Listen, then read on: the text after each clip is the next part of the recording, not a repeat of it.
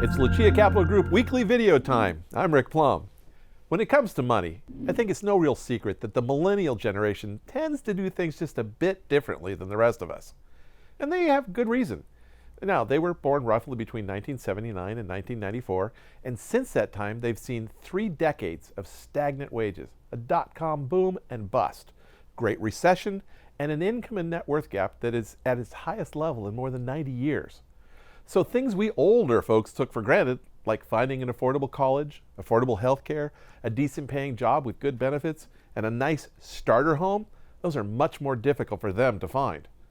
Now, for many of those who went to college, their student loan debt takes up a sizable portion of their monthly income, leaving less for them to spend each month on other things.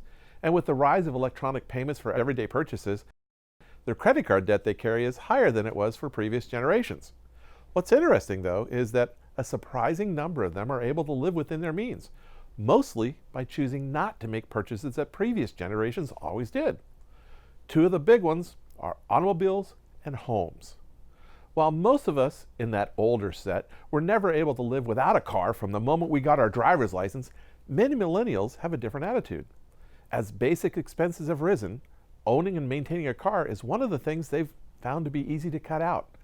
Millennial workplaces are often flexible enough to allow commuting benefits, public transportation, or simply the ability to work from home.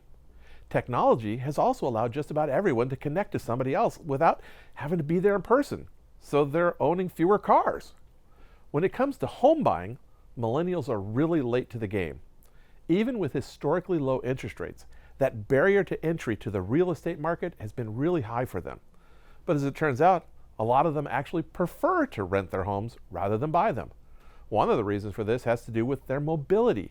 A recent Gallup poll found that 60% of millennials are open to a new job opportunity, and with that change in jobs, often comes a change of residence. As renters, they can much more easily find a place that suits them and make a change when they need to. And since many of them lack a down payment for a home, renting simply makes a lot more sense for their situation. Now, as it turns out, it's not just millennials who feel this way. As baby boomers have aged, many of them are finding out they don't want the hassle of homeownership either.